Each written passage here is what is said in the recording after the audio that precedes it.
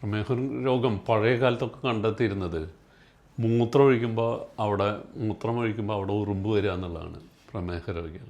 പിന്നെ ചിലവരുടെ ചെറിയ ചെറിയ ജോയിൻറ്റിലൊക്കെ ഉറുമ്പ് വന്നിരുന്ന് ഇരിക്കുക. അതൊക്കെ പഴയ കാലത്തുള്ള അതേമാതിരി മൂത്രം പരിശോധിച്ചിട്ട് മൂത്രത്തിലുള്ള പ്രമേഹം ഡയഗ്നോസ് ചെയ്യുന്ന മെത്തേഡൊക്കെ പഴയ കാലത്തുണ്ടായത്. ഇപ്പോൾ നമുക്ക് ലാബ് ടെസ്റ്റുകൾ, ഈ HbA1c എന്ന് പറയുന്ന ടെസ്റ്റാണ് ഏറ്റവും പ്രമേഹത്തിനെ കണ്ടെത്താനുള്ള ഏറ്റവും എളുപ്പമായിട്ടുള്ള മാർഗം. അതായത് 3 മാസത്തെ നമ്മുടെ ഷുഗറിൻ്റെ ഏവറേജ്, അതാണ് ഏറ്റവും രക്തം പരിശോധിക്കുക, അതാണ് ഏറ്റവും എളുപ്പമായിട്ടുള്ളത്. അതുപോലെ തന്നെ ഫാസ്റ്റിംഗ് ഷുഗർ. പിന്നെ ആൾക്കാർ നമ്മൾ ഇപ്പം നേരത്തെ പറഞ്ഞ ലക്ഷണങ്ങൾ, അമിതമായിട്ടുള്ള വിശപ്പ്, അമിതമായ ദാഹം, എപ്പോഴും വെള്ളം കുടിക്കണം തോന്നുക, പിന്നെ മൂത്രം എപ്പോഴും പോയിക്കൊണ്ടിരിക്കുക, പിന്നെ ആളുടെ വെയിറ്റ് കുറഞ്ഞുകൊണ്ടിരിക്കുക, പിന്നെ ഒന്നിലും താല്പര്യമില്ലാതെ ഇങ്ങനെ ഇരിക്കുക, അങ്ങനെയൊക്കെ കണ്ടാൽ നമ്മൾ പരിശോധന നടത്തണം ഷുഗർ. അപ്പോൾ അതൊരു ഷുഗറുള്ളവൻ്റെ ഒരു ലക്ഷണമായിട്ട് മറ്റു പല രോഗങ്ങൾക്കും ഇതുണ്ടാവും, പക്ഷേ ഇത് കൂടുതലായിട്ട് അങ്ങനെ കണ്ടാൽ നമ്മൾ രക്തം എന്തായാലും പരിശോധിച്ച് ഷുഗർ നോക്കേണ്ടതാണ്. ഇപ്പോൾ പ്രധാനമായിട്ട് പലപ്പോഴും നമുക്കൊരു തെറ്റായ ധാരണയുണ്ട്. പ്രമേഹം ശരിക്കും ഞാൻ നേരത്തെ പറഞ്ഞു 20 തരത്തിലുള്ള പ്രമേഹ രോഗമുണ്ടെന്ന്. ഈ 20 തരത്തിലുള്ള പ്രമേഹ രോഗത്തിൽ വാതപ്രമേഹം 4 പിത്തപ്രമേഹം 10 പിത്തപ്രമേഹം 6 കഫപ്രമേഹം 10. ഇതിനും പ്രത്യേകം ലക്ഷണങ്ങൾ, ഓരോ വാതപ്രമേഹം 4 പ്രത്യേകം ലക്ഷണങ്ങളും അതിൻ്റെ ചികിത്സകളും പറയുന്നുണ്ട്. ഞാൻ പറഞ്ഞു വന്നത്, പ്രമേഹത്തിന് വളരെയധികം മരുന്നുകൾ ആയുർവേദ ഗ്രന്ഥങ്ങളിൽ പറയുന്നുണ്ട്. പക്ഷേ നമ്മൾ ഉപയോഗപ്പെടുത്തുന്നത് കുറച്ച് മരുന്നുകൾ മാത്രമാണ്. ഇപ്പോൾ ആയുർവേദ ചികിത്സയിൽ ഞാൻ നേരത്തെ പറഞ്ഞു, പ്രമേഹത്തിൻ്റെ ഏറ്റവും വലിയ അനുബന്ധ രോഗം ന്യൂറോപ്പതിയാണ്. ഇതിന് മറ്റ് ചികിത്സാ സമ്പ്രദായങ്ങളിൽ നിന്നും വ്യത്യസ്തമായിട്ട് വളരെയധികം ചികിത്സകൾ ആയുർവേദത്തിൽ ചെയ്യാവുന്നതാണ്. ഇപ്പോൾ കേരളീയമായിട്ടുള്ള ഈ ചികിത്സ, ഉഴിച്ചിൽ, പിഴിച്ചിൽ, ഇതൊക്കെ തന്നെയാണ് ഡയബറ്റിക് ന്യൂറോപ്പതിക്ക് നല്ലത്. പിന്നെ നേരത്തെ പറഞ്ഞു, പ്രമേഹത്തിൻ്റെ ഇതായിട്ട് സൈഡ് എഫക്ട്സ് കുറേ ഉണ്ടാവുന്നുണ്ട്. അപ്പോൾ പലപ്പോഴും നമുക്ക് എല്ലാവർക്കും എല്ലാ ചികിത്സയും ഫലപ്രദമാവണമെന്നില്ല. അപ്പോൾ ചിലപ്പോൾ ചില ആൾക്കാർക്ക് ആയുർവേദ മരുന്ന് കൊണ്ട് എളുപ്പത്തിൽ ചികിത്സ മാറ്റാൻ പറ്റുന്നുണ്ട്. ചിലർക്ക് ഞങ്ങളിപ്പോൾ ഇവിടെ ചികിത്സ നോക്കാവുന്ന ഒരു പരീക്ഷണം നടത്തിക്കൊണ്ടിരിക്കുന്നതാണ്. ഇപ്പോൾ വെണ്ടയ്ക്കും ഉലുവയും കൂടി കൊടുത്തിട്ട് അതിൽ ഷുഗർ കുറയുന്നവരുണ്ട്. ചിലർക്ക് ഇവിടെ ഇൻസുലിൻ തന്നെ നമ്മൾ കുറയ്ക്കാൻ പറ്റിയിട്ടുണ്ട്. അപ്പോൾ അത് ഓരോരുത്തരും ശരീരപ്രകൃതി അനുസരിച്ച് പല ചികിത്സകളും ചെയ്യാൻ പറ്റും. പ്രമേഹ രോഗം കുറയ്ക്കാൻ, മുഴുവൻ മാറ്റുക എന്നുള്ളതല്ല, കുറയ്ക്കാൻ പറ്റുന്നുണ്ട്. അതോടൊപ്പം തന്നെ ഈ സൈഡ് എഫക്റ്റുകൾ കുറയ്ക്കാനായിട്ട് ഇപ്പോൾ കണ്ണിന് ഫോക്കൽ ന്യൂറോപ്പതി, അതുപോലെ പെരിഫറൽ ന്യൂറോപ്പതി, ഇതിനൊക്കെ ആയുർവേദ ചികിത്സകൾ ധാരാളം ചെയ്യാവുന്ന ചികിത്സകളുണ്ട്. ഇപ്പോൾ കണ്ണിന് വന്ന തർപ്പണം, ധാര, അത് പലതരം ചികിത്സകളും ആയുർവേദത്തിനുണ്ട്. അതൊക്കെ നമുക്ക് മറ്റ് ചികിത്സ, ചിലവർക്ക് ആയുർവേദ മരുന്ന് ഇഷ്ടപ്പെടുന്നില്ലെങ്കിലും കഴിക്കാൻ ചിലവർ പറയും കഴിക്കാൻ ഇത് ടേസ്റ്റ് ഇല്ല, ബുദ്ധിമുട്ടുകൾ, മറ്റേതാകുമ്പോൾ ഒരു ചെറിയ ഗുളിക കഴിച്ചാൽ മതി. ചിലർ ഇൻസുലിൻ ചെയ്യാൻ താല്പര്യം ഉണ്ടാവും. അപ്പോൾ അങ്ങനത്തെവരൊക്കെ തന്നെ ഈ സൈഡ് എഫക്റ്റ് കുറയ്ക്കാനായിട്ട് ആയുർവേദ ചികിത്സകൾ അതോടൊപ്പം ചെയ്യുന്നത് നല്ലതാണ്. ഞങ്ങൾ പലവരും പല മീറ്റിങ്ങുകളിലും ഇത് എഡ്യൂക്കേറ്റ് ചെയ്യുന്നുണ്ട്. കാരണം ഇതിൻ്റെ ഒപ്പം തന്നെ നിങ്ങൾ ഡയബറ്റിക് ന്യൂറോപ്പതി, പെരിഫറൽ ന്യൂറോപ്പതി വരാതിരിക്കുക, അതാണ് ഏറ്റവും ആദ്യം ബാധിക്കുന്ന ഒരു അസുഖം. അപ്പോൾ എന്നും നിങ്ങൾ എണ്ണ പറ്റി കുളിക്കണം, മറ്റ് നിങ്ങൾ ചികിത്സ എന്ത് വേണമെങ്കിൽ ചെയ്തോ, അതോടൊപ്പം തന്നെ അങ്ങനെ തൈലം പറ്റി കുളിക്കണം, ഇതൊക്കെ നമ്മൾ പറഞ്ഞ് പഠിപ്പിച്ച് കൊടുക്കാറുണ്ട്. ഇപ്പോൾ അതേമാതിരി തന്നെ കിഡ്നീനെ ബാധിക്കാണ്ടിരിക്കാൻ നിങ്ങൾ ദിവസവും മഞ്ഞളും കുരുമുളകും കൂടി കഴിക്കണം. ഇങ്ങനെ ചെറിയ ചെറിയ ചികിത്സകൾ അതിൻ്റെ ഒപ്പം തന്നെ നിങ്ങൾ ചെയ്യുന്നത് നന്നായിരിക്കും എന്ന് പറയാറുണ്ട്. കാരണം ഈ പ്രമേഹം നമ്മളൊരു സൈലൻറ്റ് കില്ലറിനാണ് പറയുക.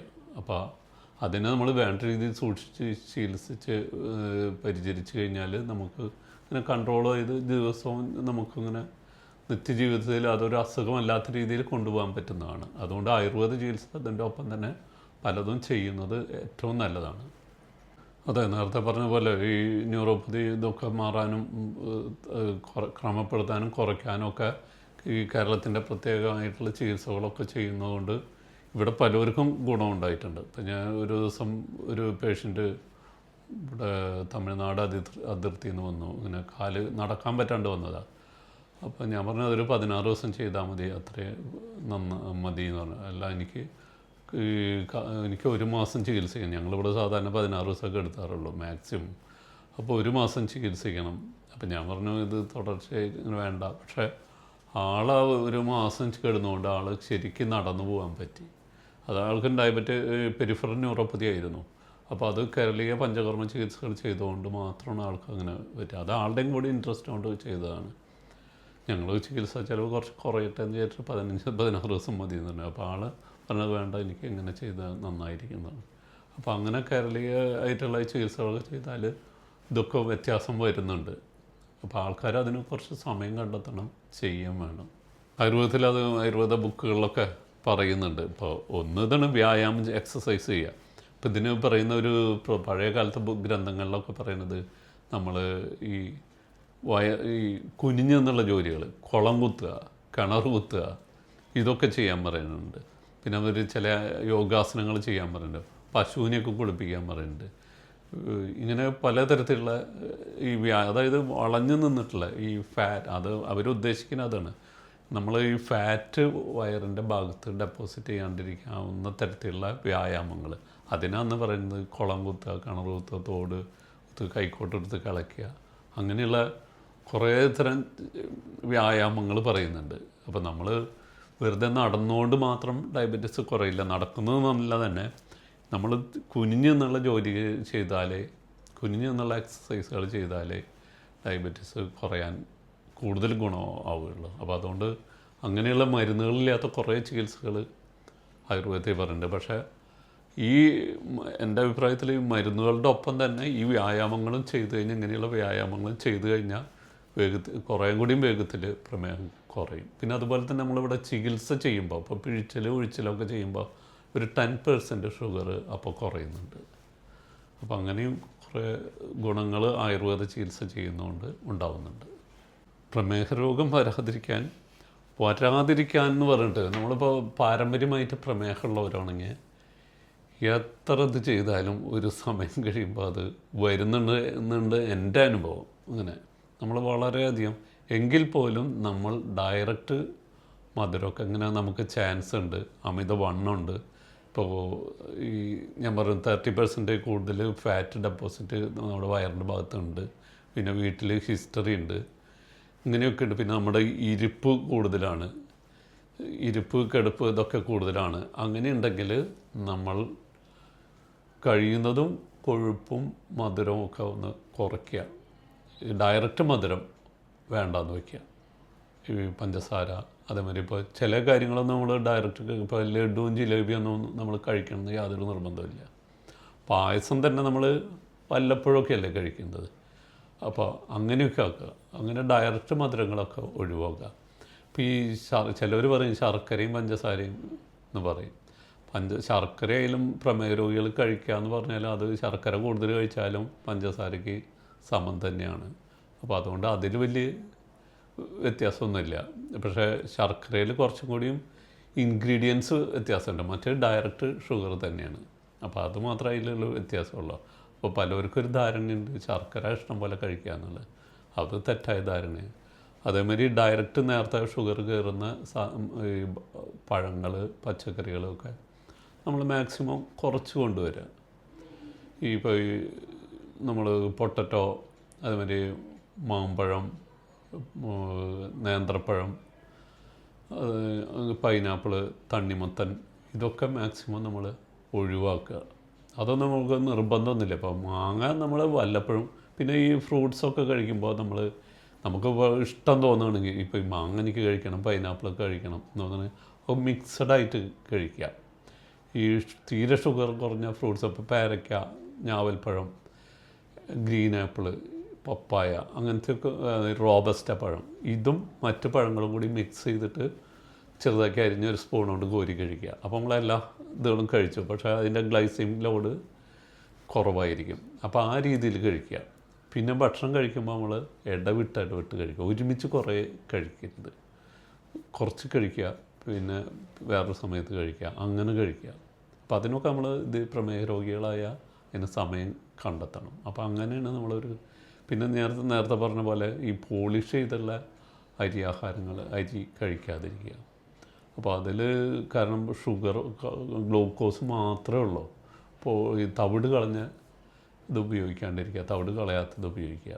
അപ്പോൾ നമ്മൾ തീരെ, അതായത് കാർബോഹൈഡ്രേറ്റ് തീരെ ഒഴിവാക്കാൻ പാടില്ല. കുറച്ച് നമ്മൾ കഴിച്ചിട്ടുണ്ടെങ്കിൽ നമ്മൾ വളരെ വീക്കാവും. അത് ഒരു ഇതിലും പറയുന്നില്ല. നമ്മൾ ചെറിയ അളവിൽ കാർബോഹൈഡ്രേറ്റ് നമ്മുടെ ശരീരത്തിലുണ്ടാവണം. അപ്പോൾ ഈ രീതിയിലൊക്കെ ജീവിച്ചാൽ പ്രമേഹത്തിനെ ഒരു രോഗമല്ലാത്ത രീതിയിൽ നമുക്ക് കൊണ്ടുപോകാൻ കഴിയും. അതായത് സുഖത്തിന് വേണ്ടി കുറച്ച് ദുഃഖിക്കണം നമുക്ക് സുഖം കിട്ടാൻ വേണ്ടിയിട്ട്. ആ രീതി, അതായത് ദുഃഖമായിട്ട് നമുക്ക് തോന്നുന്നുണ്ടെങ്കിൽ അത് ദുഃഖം, അല്ലെങ്കിൽ സുഖം ഉണ്ടാവാൻ വേണ്ടിയിട്ട് ആ രീതിയിൽ. പിന്നെ എന്നും എണ്ണ പരറ്റി കുളിക്കുക. അപ്പോൾ ഈ ഒരു പരിധി വരെ ന്യൂറോപ്പതി തടയാൻ അത് സഹായിക്കും. ഇപ്പോൾ കണ്ണിനെ ഇതിനൊക്കെ ബാധിക്കാണ്ടിരിക്കും. ശിരസ്രവണ പാദേഷു തം വിശേഷമാണ് ശീലയിൽ എന്നാണ് പറയുന്നത്. കയ്യിൻ്റെയും കാലിൻ്റെ അടിയിലും ചെവിയിലും നമ്മൾ എന്നും എണ്ണ തേക്കണം. ശരീരം മുഴുവൻ തേക്കണം, അവിടെയും എണ്ണ പുരട്ടണം. അപ്പോൾ ആ രീതിയിൽ നമ്മൾ ദിവസവും ജീവിച്ചാൽ ഒരു പരിധി വരെ. പിന്നെ അതേമാതിരി നമ്മുടെ ദിനചര്യകൾ കൃത്യമായി പാലിക്കുക. ഈ ബ്രാഹ്മേ മുഹൂർത്ത ഉത്തിഷ്ഠ എന്നാണ് പറയുക. അതായത് രോഗങ്ങളൊന്നും ഇല്ലാത്തവർ രോഗം വരാതിരിക്കാനായിട്ട് അതിരാവിലെ എണീക്കുക, രാവിലെ എണീറ്റ് എണ്ണ പുരട്ടുക, കുളിക്കുക, ശരിയായി ഭക്ഷണം കഴിക്കുക. രാവിലെ ഈ പ്രമേഹ രോഗത്തിൻ്റെ സംബന്ധിച്ച് പറയുകയാണെങ്കിൽ ഭക്ഷണം കൃത്യമായിരിക്കണം, മരുന്ന് കൃത്യമായിരിക്കണം, സമയത്തിന് ഭക്ഷണം കഴിക്കണം. അതൊരു നിർബന്ധമാണ്. അപ്പോൾ അതിൽ വ്യത്യാസം വരാൻ പാടില്ല. അത് ശരിക്കും ഉറക്കം ഉണ്ടാവുക. പ്രമേഹ രോഗികൾ എപ്പോഴും സന്തോഷമുള്ളവരായിരിക്കണം. പക്ഷേ പല പ്രമേഹ രോഗികളും ഒരു 15 കൊല്ലമൊക്കെ ആകുമ്പോൾ പെട്ടെന്ന് ദേഷ്യം വരുന്നവരായിരിക്കും. അപ്പോൾ അങ്ങനെ അത് അവർ വീട്ടുകാർ മനസ്സിലാക്കണം രോഗീനെക്കുറിച്ച്. അങ്ങനെ അവരെ മനസ്സിലാക്കിയിട്ട് അവരെ എപ്പോഴും സന്തോഷത്തോടുകൂടി ഇരിക്കാൻ സമ്മതിക്കണം. അപ്പോൾ കുറേയൊക്കെ ഉണ്ടാവും, എന്നാലും അത് നമ്മൾ സന്തോഷത്തോടു കൂടി ഇരിക്കാൻ ശ്രമിക്കണം. പെട്ടെന്ന് ദേഷ്യം വരുമ്പോൾ ഈ അഡ്രിനൽ ഗ്ലാൻസ് പ്രവർത്തിച്ച് അഡ്രിനാലിൻ കൂടുതലുണ്ടായിട്ട് ഇൻസുലിൻ്റെ അളവ് ശരീരത്തിൽ കുറയ്ക്കും. അതുകൊണ്ടാണ് ദേഷ്യം ഉണ്ടാവരുതെന്ന് പറയുന്നത് പ്രമേഹ രോഗികൾക്ക്. അപ്പോൾ അവരെപ്പോഴും സന്തോഷിച്ചിരുത്തുക. അപ്പോൾ അങ്ങനെയാണ് പ്രമേഹ രോഗി ജീവിക്കേണ്ടത്.